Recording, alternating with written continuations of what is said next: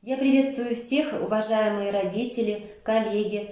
И с вами сегодня Евдокимова Марина Владимировна, учитель-дефектолог детского сада номер 18 города Воркуты.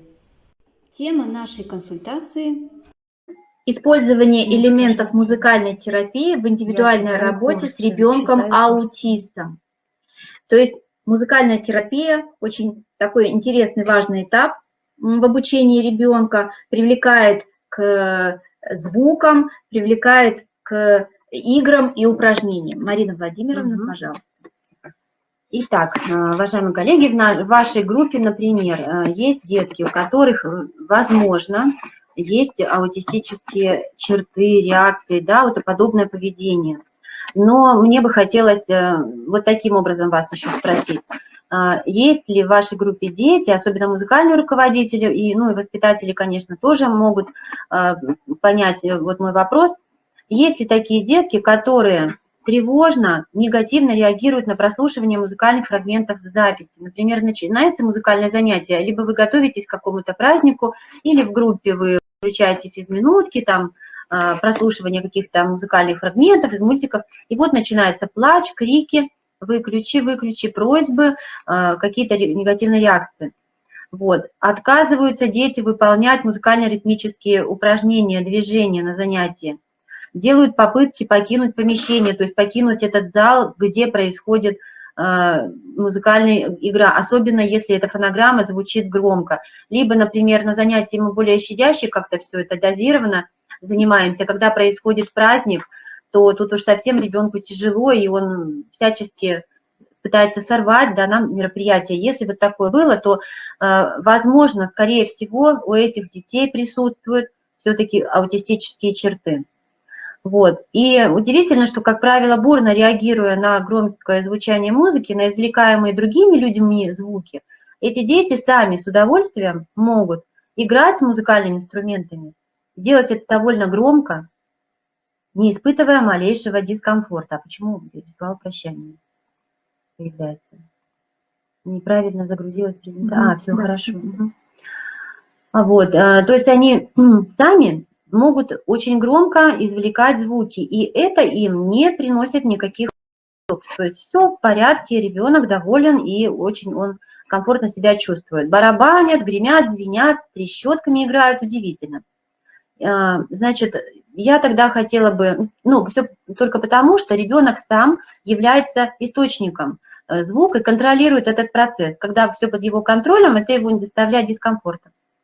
В своей коррекционной работе на индивидуальных занятиях с детьми, которые вот относятся к данной категории деток, я использую элементы музыкальной терапии. Вообще музыкальная терапия – это очень обширная такая область действия, как бы взаимодействия с ребенком. Это очень огромная такая наука, но только элементы я использую в своей работе, то, что возможно применить в детском саду. И хочу поделиться немножко с вами этим опытом. Подобные занятия по музыкальной терапии может проводить специалист, который владеет инструментом музыкальным, либо взрослый, который умеет петь, у которого есть музыкальный слух, чувство ритма, музыкальный руководитель, воспитатель. Главное для этого наше желание и небольшие музыкальные способности. Вот. И ну, хорошо бы еще небольшое знание коррекционной психологии. Итак, коррекционная работа строится в двух режимах: щадящим и активизирующим. Сначала производится индивидуальная терапия, и только затем мы ребенка по возможности можем включить в группу или в подгруппу детей, только когда он начнет взаимодействовать, коммуницировать со взрослым вместе с этими музыкальными инструментами и приобретет какие навыки. Итак, 3 этапа работы на слайде. Отработка реакции, манипуляции с предметами, с музыкальными инструментами и 3-й этап – организация поведения. Когда мы подключимся к ребенку, он сможет вступить в контакт, только тогда мы можем организовывать его поведение, вовлекать его, подключать в действие. На первом этапе отработка реакции оживления и слежения за инструментом. То есть мы привлекаем внимание, и получается, формируется зрительно-моторный комплекс. То есть ребенок вас заметил, не игнорирует, да, а заметил и следит за вами. Второй этап. процессе манипуляции с предметами развивается тактильное, зрительно-тактильное восприятие, кинестетическое и, конечно, мышление. Все это очень процессы близко находятся друг к другу. Третий этап – организация целенаправленного поведения аутичного ребенка. Самая главная наша задача – установить контакт и сформировать у ребенка чувство доверия к вам, к педагогу и к процессу этой деятельности. То есть только при наличии эмоционального комфорта сможет происходить коррекция поведения. Итак, структура занятия на слайде вы сейчас посмотрите. Как мы говорили вам про алгоритм привыкания к новому продукту, также в ритуал занятия, структура занятия должна максимально сохраняться. Постарайтесь, если вы возьмете себе на заметку такой вариант, да, вид деятельности, организацию таких занятий, то, пожалуйста, соблюдайте обязательно структуру. Детки имеют такие, очень детки ритуальные, то есть они любят последовательность, они любят повторяющиеся штампы всякие разные, да, обязательно организация должна быть одна. Поэтому всегда у нас ритуал приветствия, потом регуляционные упражнения, то есть то, что мы опять контакт налаживаем с ребенком, регулируемся, друг к другу пристраиваемся. Дальше коррекционно-развивающие упражнения, главный блок, тут у нас работа, ну, смотря какой возраст у ребенка, дидактические игры, письмо, различные развития речи, занятия, ну, все что угодно, да, любая нагрузка, которая может являться основной познавательной либо речевой. Дальше идет игра на снятие напряжения, желательно она там дыхательная либо подвижная. И, конечно же, ритуал прощания, то есть нужно обозначить конец завершения деятельности, начало и конец.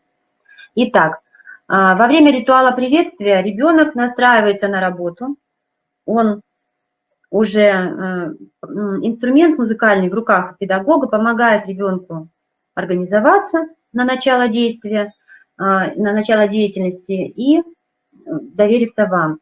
Итак, какие же музыкальные инструменты мы можем использовать в нашей работе? Вот здесь на слайде вы видите гусли. У меня в руках музыкальный треугольник. Мы выбираем инструменты музыкальные только высокого звучания, тонких, чистых, высоких вибраций, потому что у детей с аутизмом расположено восприятие, и они готовы слушать без сильного напряжения только высокие чистые вибрации. Например, барабан нам не подойдет. Какие-то духовые инструменты, там, например, труба, ну что-то такое, да, дудочка, не подойдет здесь, потому что это совершенно другие вибрации. Итак, начинаем ритуал приветствия с музыкальным треугольником.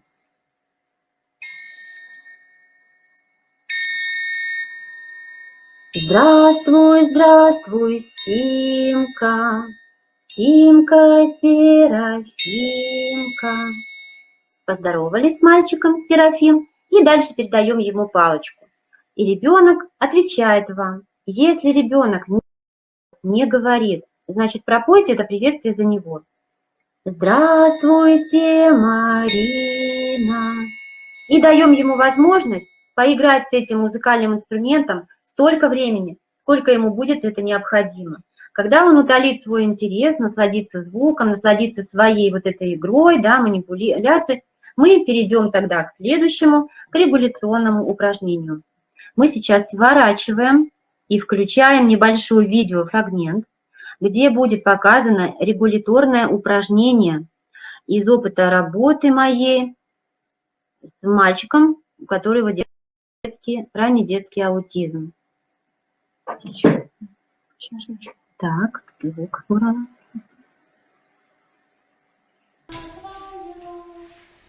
Вот рука моя, за руки возьмемся, вместе улыбнемся. Дай ручку, Сима. Вот рука моя, вот рука твоя, за руки возьмемся, вместе улыбнемся. Дай ручку. Вот рука моя. Вот рука твоя, за руки возьмемся, вместе улыбнемся. Умничка. Вот рука моя, вот рука твоя, за руки возьмемся, вместе улыбнемся, улыбнемся. Тима. Ладушки бабушки, что ели кашку, что пили брашку. Полетели, улетели, на головочку сели. Давай сами. Ладушки, ладушки. Твоей ручкой давай. Ладушки, ладушки, где были у бабушки? Давай вместе, давай другую. Молодец. Ладушки, ладушки, где были у бабушки? Полетели, полетели, на головочку сели. Полетели, полетели, на головочку сели. Умница. Так. Так, дальше. Сейчас я включу следующее видео, которое мы посмотрим в следующем, но сейчас немножечко проговорю пока вам. Уважаемые коллеги, вы сейчас посмотрели фрагмент регуляторного упражнения. Как раз там были игры представлены. Вот рука моя на установление контакта и ладушки. Вы посмотрели, наверное, подумали, да, как же тяжело с такими детьми работать. Действительно, ребенок радикально отличается, возможно, от ваших воспитанников. У ребенка, конечно, еще здесь отягощено это все умственной отсталостью, потому что мальчик, совсем состояние его очень тяжелое, ситуация развития тяжела. Посмотрите, вспомните, как он сначала был расположен ко мне спиной, да, то есть ребенок совсем не собирался вступать в контакт. Он вроде бы как бы и хочет, и не убегает, и не противится, но повернуться лицом ко мне не желал, ручку мне не давал. Но монотонно и спокойно, по-доброму и ласково я бесконечно пела и пела. Вот рука моя, вот рука твоя. За руки возьмемся, дай ручку, как цыганка постоянно, да, позолоти ручку, дай ручку.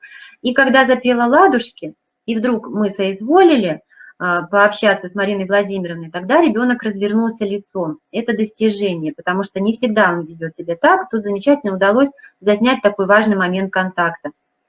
И посмотрите-ка, ребята, коллеги, не может мальчик даже хлопать в ладоши. То есть самостоятельно выполнить эту имитацию за взрослым у него не получается. Большинство аутистов, кстати говоря, не может хлопать в ладоши и повторить движение вслед за педагогом. Да, то есть отражать простые движения, когда мы учим грудничка, ладушки маленького ребеночка выполнять вот эти действия руками, здесь не получается.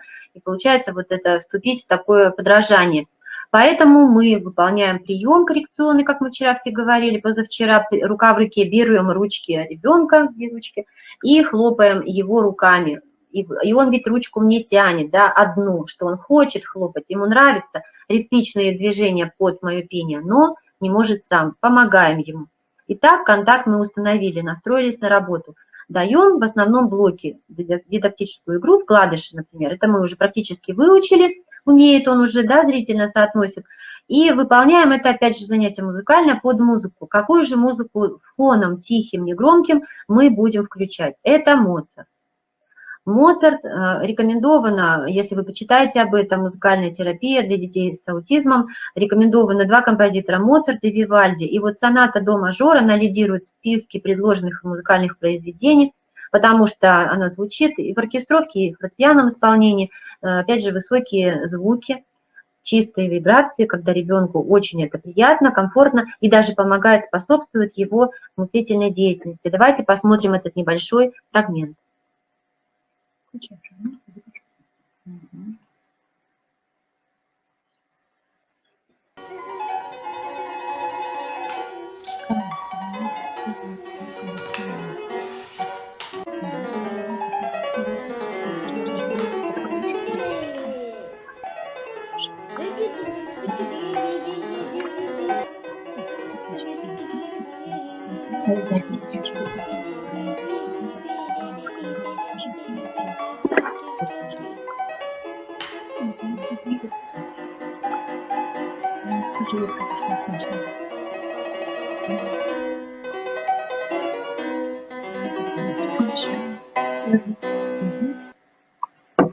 Так, просмотрели.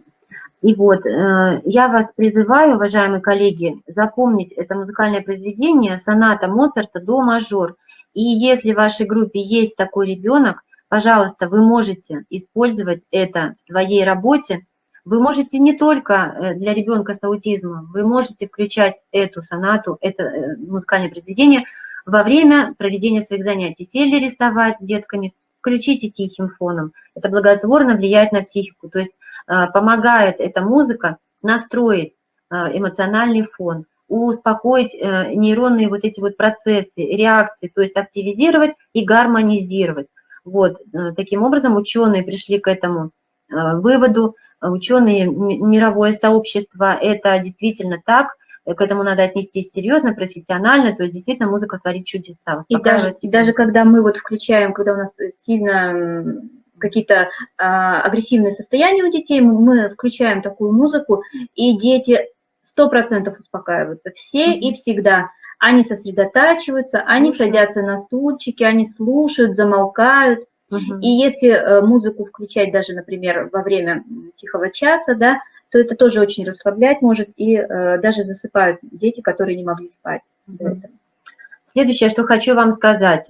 Все мы с вами знаем, применяем кинезиологические упражнения в своей работе. Это всем давно известно, это очень здорово, активизация полушарий головного мозга.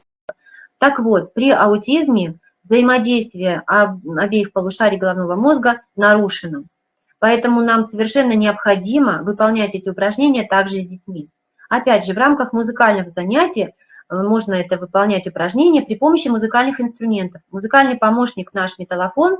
Сейчас вы увидите маленький фрагмент, музыкальная игра «Дождик». Так, убираю звук свой и включаю видео. Межполушарное развитие. Дождик, кап-кап-кап, мокрые дорожки, нам нельзя идти гулять, мы промочим ножки. А теперь сам. Все, конец цитаты. Так, возвращаемся дальше к нашей презентации. Итак, музыкальная игра «Дождик». То есть обычные движения руками, оказывается, являются уже упражнением на развитие полушарий головного мозга. То есть, да, я вот сейчас немножечко встану, потому что, к сожалению, мы с вами не живем, общаемся, да, не в реальном времени, ну, в реальном, но онлайн, немножко мне не нравится. То есть обычные движения руками уже являются простым упражнением на взаимодействие полушарий. Также, если мы возьмем гусли и будем ребенку помогать, держать ручка в руке, если это нужно, такая помощь гуслями поочередно вот так вот играть, да, тоже будет упражнение. Сейчас покажу вам следующее упражнение. Мы берем ложки, музыкальные ложки, ну, погремушки я имею в виду, просто эти погремушки сделаны из ложек одноразовых, ну, такие вот, там внутри перловая крупа, красота. Упражнение с погремушками. Включаем музыку ритмичную, спокойно, тихо, негромко, которую ребенок примет, либо не принимает музыку, мы поем на ля-ля-ля, поем что-либо сами. Делаем вот так. Так. Раз, два, три. То есть, видите, мы обхватили себя на спинку и на животик ручки. Раз, два, три. Вот такое упражнение под музыку. Это тоже развитие полушарий, межполушарное взаимодействие. Вот такая кинезиология, только она более... Крупная моторика, да, задействована не пальчиковая моторика, а моторика всего тела. Вот. Мы можем делать вот так вот, выполнять вот такие вот движения. Вверх-вниз, да. Можем просто вот так вот сменять ручки. Вроде бы мы действуем под музыку, вроде бы мы танцуем, выполняем музыкальные упражнения, а на самом деле мы активизируем работу полушарий и налаживаем их обмен.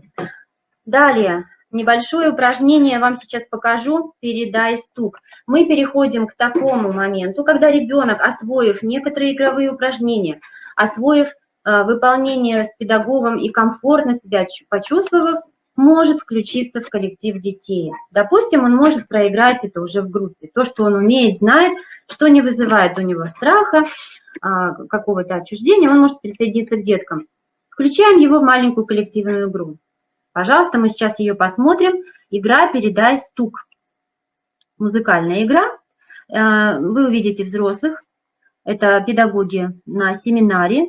я показывала эту игру. Вот посмотрите, как играли наши воспитатели. Поиграйте точно так же.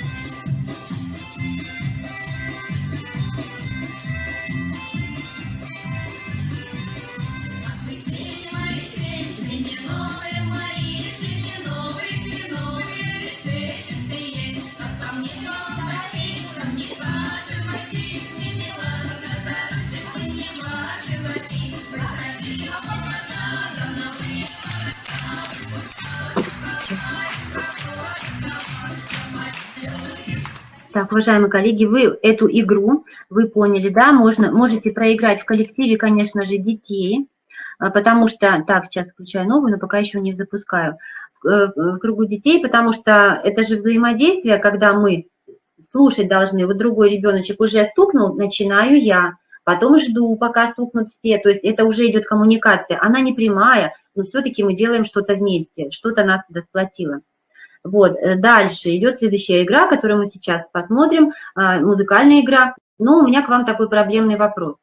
Если ребенок не хочет общаться, вступать в контакт, вот, допустим, ладошка к ладошке, либо игрушка к игрушке. Например, вот у нас ну, шарики, либо какие-то мячики, там, игрушечки, какие-то куколки, там, мишки. Упражнение такое под музыку. Вернитесь, Виктория Викторовна, ко мне. Взяв ладошка к ладошке, например, удерживая мишку вот так вот, да, два мишки, выполнять какие-то простые движения, покачиваться вот так вот, ручками шевелить в такт музыки.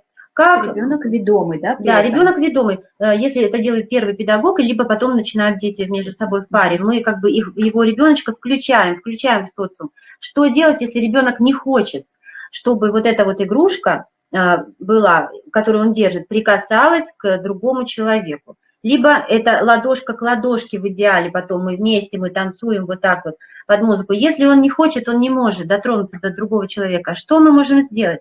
Что придет нас? Ага, да, потом ответить на вопросы. Что мы должны помочь, как выйти из этой ситуации? Играть надо, включаться в общество надо, а ребенок отказывается прикасаться. И на помощь нам приходят наши перчаточные куклы, куклы Би-Бабо. Вроде бы это не я прикасаюсь к Виктории Викторовне с Мишкой, а это прикасается, например, перчаточная кукла, игрушка, которая надевается на руку. Посмотрите, вот сейчас как будет в моем видео. Мы таким образом, ну, как бы обманываем немножко ребенка, то есть он действует опосредованно, не сам, а через лисичку, через куколку-игрушку. И тогда происходит вот эта игра. Это опыт прикосновения к другому человеку. Пожалуйста, смотрим этот фрагмент. Выключайте звук, Виктория Викторовна.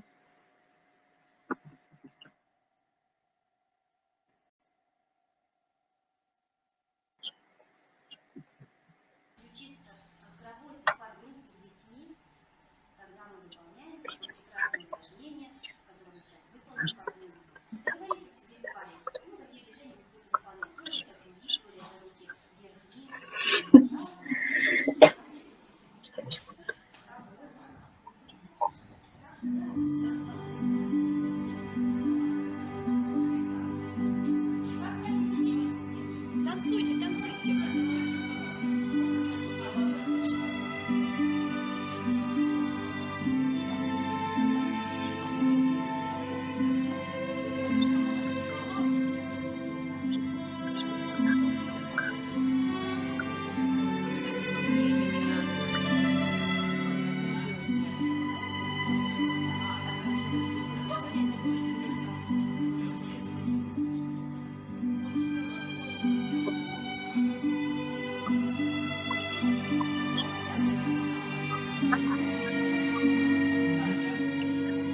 Итак, Спасибо большое, уважаемые коллеги. Попробовали, да? Всё-таки итак, дорогие девочки, вы видели, да, как проходит это упражнение под замечательную музыку. Это сен-санс, лебедь. Это музыка, которая тоже помогает гармонизовать вот это вот состояние эмоционального ребенка. Это может использоваться как упражнение на снятие напряжения, потому что музыка способствует этому снятию, да.